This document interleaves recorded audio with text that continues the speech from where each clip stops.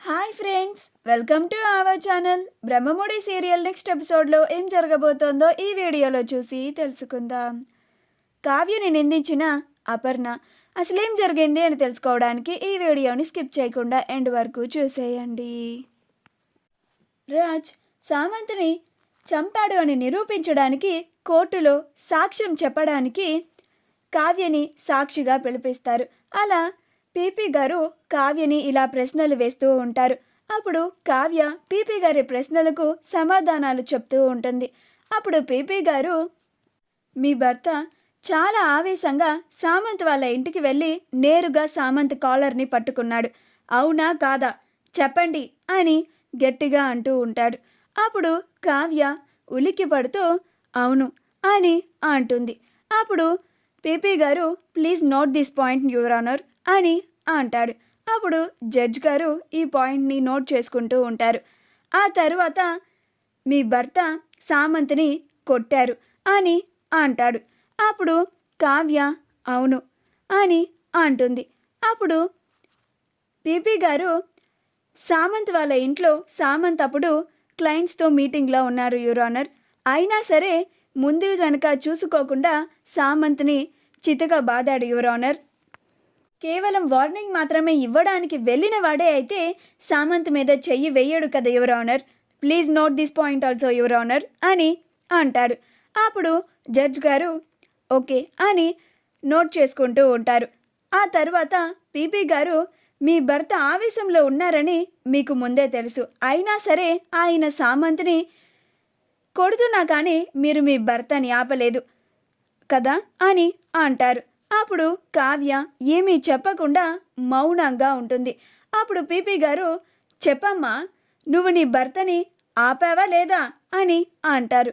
అప్పుడు కావ్య ఆపలేదు అని అంటుంది.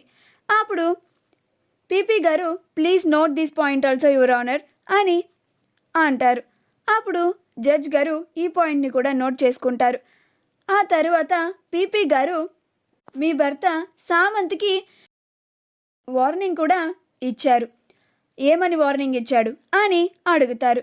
అప్పుడు కావ్య, ఇదే మీకు ఆఖరి అవకాశం, లేకపోతే లేకపోతే అని తడపడుతూ ఉంటుంది. అప్పుడు పీపీ గారు లేకపోతే అని అంటారు. అప్పుడు కావ్య లేకపోతే అని మాట్లాడకుండా ఆగిపోతుంది. అప్పుడు పీపీ గారు, చంపేస్తాను అని బెదిరించారా అని అంటాడు. అప్పుడు కావ్య అలానే ఆశ్చర్యంగా ఏమి చెప్పాలో అర్థం కాక చూస్తూ ఉంటుంది. అప్పుడు పీపీ గారు, మీ భర్త చంపేస్తాను అని అన్నాడా లేదా చెప్పండి అని నిలదీస్తూ ఉంటారు. అప్పుడు కావ్య అవును చంపేస్తాను అని అన్నారు అని అంటుంది. అప్పుడు రాజ్ కూడా ఆశ్చర్యపోతాడు, ఇదేంటి కళావతి చెప్పిన ఈ మాటలు ఇప్పుడు నేను ఈ కేసులో ఇరుక్కునేలాగా చేశాయే, కళావతి ఏంటి ముందు వెనక ఆలోచించకుండా ఇలా మాట్లాడేసింది అని అనుకుంటూ ఉంటాడు. అపర్ణ కూడా ఆశ్చర్యపోతుంది, ఇదేంటి కావ్యే రాజ్ ఈ కేసులో ఇరుక్కోవడానికి సాక్షిగా చెప్పింది అని అనుకుంటూ ఉంటుంది. యువర్ ఆనర్, ముద్దాయి ముందు రోజు తన భార్యతో కలిసి వెళ్ళి సామంత్ని చంపేస్తాను అని బెదిరించాడు. అలా బెదిరించిందే కాక ఆ రోజు రాత్రికే ముద్దాయి సామంత్ని చంపేసి ఇంకా ఆ డెడ్ బాడీని ఏం చేయాలో అర్థం కాక ఎక్కడ పడేయాలో తెలియక తన కార్ డిక్కీలోనే వేసుకొని నేరుగా తన ఇంటికే తీసుకెళ్ళిపోయాడు.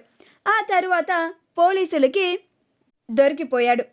ఇదే యువర్ ఆనర్ జరిగింది, మీరే న్యాయం చేయాలి యువర్ ఆనర్, ముద్దాయికి కఠినమైన శిక్ష విధించాల్సిందిగా కోరుతున్నాను అని అంటారు. ఆ తరువాత కావ్య అక్కడి నుంచి వెళ్ళి కూర్చుంటుంది. అనామిక కేసు తన వైపే ఉందని, తను ఖచ్చితంగా ఈ కేసులో గెలుస్తుంది అని చాలా సంతోషపడిపోతూ ఉంటుంది. అప్పుడు డిఫెన్స్ లాయర్ గారు, యువర్ ఆనర్, నా క్లయింట్ భార్య చెప్పిందంతా నిజమే యువర్ ఆనర్, కానీ నా క్లయింట్ ఆవేశంలో సామంత్కి వార్నింగ్ ఇవ్వడానికి మాత్రమే సామంత్ వాళ్ళ ఇంటికి వెళ్ళాడు యువర్ ఆనర్, నిజంగా నా క్లయింట్కి సామంత్ని చంపే ఉద్దేశం అస్సలు లేదు యువర్ ఆనర్, ఇది కావాలనే నా క్లయింట్ మీద ఎవరో పగపట్టి చేసింది యువర్ ఆనర్ అని అంటారు. అప్పుడు పీపీ గారు, యువర్ ఆనర్, ముద్దాయి ఖచ్చితంగా ఇది ప్లాన్ ప్రకారమే సామంత్ని చంపేసినట్టుగా మనకి క్లియర్గా అర్థమైపోతుంది యువర్ ఆనర్ అని అంటారు. అప్పుడు డిఫెన్స్ లాయర్, లేదు యువర్ ఆనర్, నా క్లయింట్ చాలా మంచివాడు, అతను ఒకరి ప్రాణం కాపాడడానికి తాపత్రయపడతాడే తప్ప ఇలా ఇంకొకరి ప్రాణాన్ని తీయడానికి అస్సలు సిద్ధపడ్డు అని అంటారు. అప్పుడు జడ్జ్ గారు, ముద్దాయి ఏమీ తప్పు చేయలేదని మీరు కూడా సాక్ష్యాలతో నిరూపించండి డిఫెన్స్ లాయర్ గారు అని అంటారు. అప్పుడు అనామిక, ఇంకెక్కడి సాక్ష్యాలు, రాజ్ అడ్డంగా ఈ కేసులో ఇరుక్కుపోయాడు, ఇంకా ఆ రాజ్ని ఆ దేవుడు కూడా కాపాడలేడు అని తనలో తానే అనుకుంటూ నవ్వుకుంటూ ఉంటుంది. అప్పుడు డిఫెన్స్ లాయర్ గారు, యువర్ ఆనర్, సాక్ష్యాలని సేకరించి కోర్టులో సబ్మిట్ చేయడానికి మాకు కాస్త గడువు ఇవ్వవలసిందిగా కోరుతున్నాను యువర్ ఆనర్ అని అంటారు. అప్పుడు జడ్జ్ గారు, కోర్టు ఈ కేసుని వారం రోజులు వాయిదా వేస్తుంది, ఈలోగా సాక్ష్యాలని సేకరించి కోర్టులో సబ్మిట్ చేయండి, లేకపోతే ముద్దాయి ఈ హత్య చేసినట్లుగా కోర్టు భావిస్తుంది అని అంటారు. అప్పుడు డిఫెన్స్ లాయర్ గారు, థ్యాంక్స్ మై లార్డ్, అలాగే ఈలోగా నా క్లయింట్కి బెయిల్ ఇప్పించి విడుదల చేయవలసిందిగా కోరుతున్నాను యువర్ ఆనర్ అని అంటారు.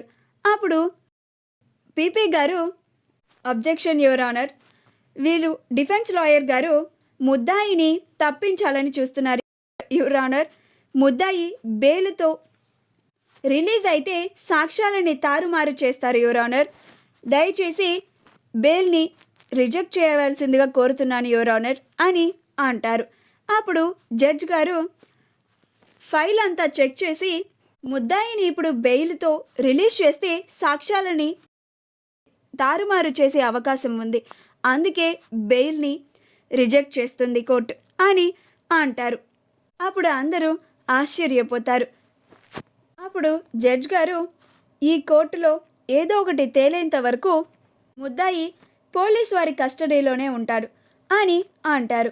ఆ తరువాత అప్పు రాజ్ని అక్కడి నుంచి తీసుకొని పోలీస్ స్టేషన్కి వెళ్ళిపోతుంది. అందరూ ఇంటికి చేరుకుంటారు. అప్పుడు అపర్ణ, నీ భర్త మీదే తప్పుగా సాక్ష్యం చెప్తావా? అసలు ఇప్పటి వరకు నువ్వు అన్నీ ఆచితూచి ఆలోచించి నిర్ణయాలు తీసుకుంటావని అనుకున్నాను, ఆలోచించి మాట్లాడతావని అనుకున్నాను, కానీ ఈరోజు రుజువు చేశావు కావ్య, నువ్వు ముందు వెనక ఆలోచించకుండా కూడా మాట్లాడతావని. నువ్వు చెప్పిన సాక్ష్యం వల్ల ఇప్పుడు నా కొడుకు జీవితం ప్రశ్నార్థకంగా మారిపోయింది అని కన్నీళ్లు పెట్టుకుంటూ ఉంటుంది. మా వీడియో కనుక మీకు నచ్చినట్లయితే లైక్ చేయండి, షేర్ చేయండి, మా ఛానల్ని సబ్స్క్రైబ్ చేసుకోండి, పక్కనే ఉన్న బెల్ ఐకాన్ని క్లిక్ చేయడం మాత్రం మర్చిపోకండి.